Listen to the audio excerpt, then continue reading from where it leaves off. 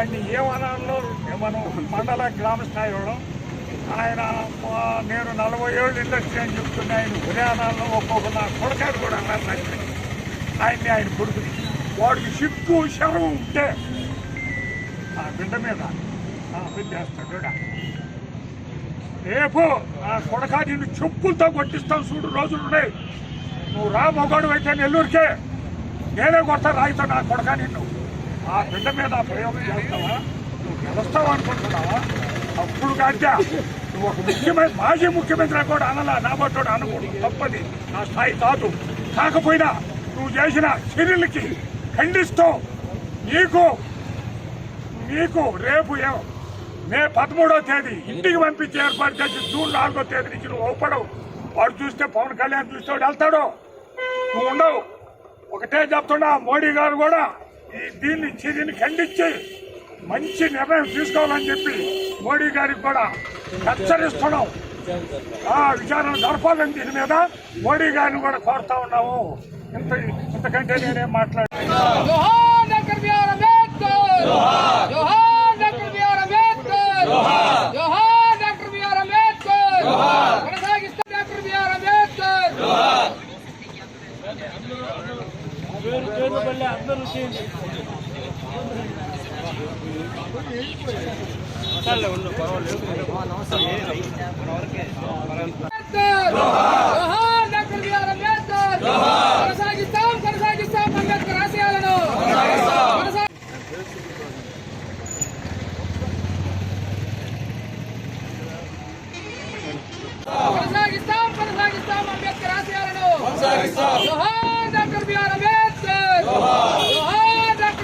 తర్వాత ఫైన్ పడుతుంది.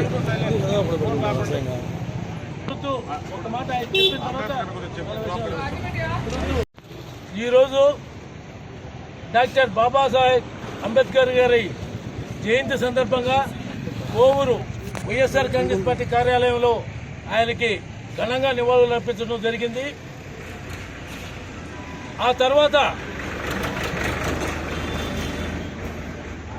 మన ఆంధ్రప్రదేశ్ ముఖ్యమంత్రి, ప్రజానాయకుడు, సంక్షేమ సృష్టికర్త ఆయన ఎన్నికల ప్రచార సందర్భంగా మేము సిద్ధమనే కార్యక్రమంలో ప్రచారం చేస్తుంటే తెలుగుదేశం ముఖ్య నాయకుడు, పార్టీ అధ్యక్షుడు, మాజీ ముఖ్యమంత్రి చంద్రబాబు నాయుడు గారి అనుచరులే ఈరోజు జగన్మోహన్ రెడ్డి గారి మీద దాడి చేయడం చాలా హేయమైన చర్యని తెలియజేసుకుంటాం. అదేవిధంగా ఈ విద్రోహ చర్యని రాష్ట్ర ప్రజలందరూ కూడా ముక్త కంఠంతో ఖండిస్తూ దీనికి బాధ్యుడు చంద్రబాబు నాయుడు అని తెలియక తప్పకుండా అందరం కూడా తెలియజేస్తూ ఉన్నాం. ఎందుకనంటే గతం నుంచి కూడా ఏ మంచి పేద ప్రజలకు సంక్షేమ కార్యక్రమాలు చేయాలన్నా కూడా జగన్మోహన్ రెడ్డి గారు అది చేయకూడదని చెప్పి మనం ఇళ్ల పట్టాల విషయంలో అయితేనేమి, ఇళ్లు కట్టే విషయంలో అయితేనేమి దాదాపు సుప్రీంకోర్టు దాకా అది పంచకూడదని చెప్పి చేసిన పరిస్థితి చంద్రబాబు నాయుడు గారు. అయినా కూడా ధర్మం న్యాయం గెలుస్తుందని ఆ రోజు సుప్రీంకోర్టు కూడా పోయి ఆ రోజు గెలిచి ఈరోజు దాదాపు 31 లక్షల ఇళ్ల పట్టాలు ఇచ్చిన ఘనత జగన్మోహన్ రెడ్డి గారిని తెలియజేసుకుంటా ఉన్నాం. ఈరోజు జగన్మోహన్ రెడ్డి గారి మీద జరిగిన దుశ్చర్యని పూర్తిగా వైఎస్ఆర్ కాంగ్రెస్ పార్టీ ఖండిస్తూ ఉంది.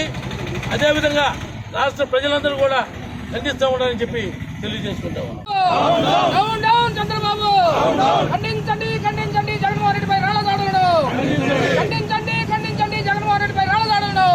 14వ రోజు బస్సు యాత్ర బయలుదేరుతూ కృష్ణా జిల్లా ఎన్టీఆర్ జిల్లాలోకి అడుగు పెట్టడం జరిగింది. సాయంకాలం 7 గంటల నుంచి మహాప్రవాహంగా ఆడవాళ్లు పసిబిడ్డలను సంకలో పెట్టుకొని మహాప్రవాహంగా వస్తూ ఉంటే చంద్రబాబు నాయుడు సామాజిక వర్గం చెందిన జిల్లా, ఆ జిల్లా అంతా కూడా 80% చంద్రబాబు నాయుడు సామాజిక వర్గం ఉంటుంది. కడుపు మండిపోయింది. దారుణంగా ప్రవర్తించారు. నిజంగా రాళ్లు కాదు, ఉదయం ఇప్పుడు పోయి టీవీ చూడండి, షూట్ చేశారు. అంత ఈ వైపుని కన్నా కన్నతగా జరుగుంటే జగన్మోహన్ రెడ్డి గారు చనిపోయి ఉండే పరిస్థితి కోసం ప్లాన్ చేశారు. చంపాలని ఉద్దేశంతోనే ప్లాన్ చేశారు. అంతకుముందు విశాఖపట్నం ఎయిర్పోర్ట్లో కూడా ప్లాన్ చేశారు. చేసి అది జస్ట్ మిస్ అయ్యి ఇక్కడ తగిలి మన అదృష్టం వై అనే పడింది. ఆ ఘాటు కూడా వై అనే పడింది. వైఎస్ఆర్ వై అని ఇప్పుడు మళ్ళా చూడండి, ప్రతి ఫోటోలో కూడా ఇది వై అనే వచ్చింది. ఇంత దుర్మార్గపు చర్య అంటే అతను ఎంత దుర్మార్గుడు అంటే ఇందాకనే చెప్తున్నారు ఏంటి అని చంపాడు, వాళ్ళని చంపారని. ఆఖరాకి జగన్మోహన్ రెడ్డిని చంపేదానికి అంతకు ముందు ఒకసారి ప్లాన్ చేశాడు ఎయిర్పోర్ట్లో, రెండోసారి ఇప్పుడు ప్లాన్ చేశాడు. ఆ స్కూల్లో నుంచి కరెక్ట్గా ప్లాన్ చేసుకొని, మామూలుగా రాళ్ళు అయితే జనాల మీద పడతాయి, క్యాట్ బాల్ అయితే ఒక రకంగా పోతాయి. అంటే వాళ్ళు రెండు ఆలోచనలు, క్యాట్ బాల్ ఆర్ షూట్ అని షూట్ చేశారు. ఎయిర్ గన్తో షూట్ చేస్తే ఆ సంబంధించిన ఎయిర్ గన్లో నుంచి ఏదైతే పార్ట్ వస్తుందో ఆ పార్ట్ పక్కన ఉన్న ఇంకొక మంత్రికి కూడా జరగడం జరిగింది.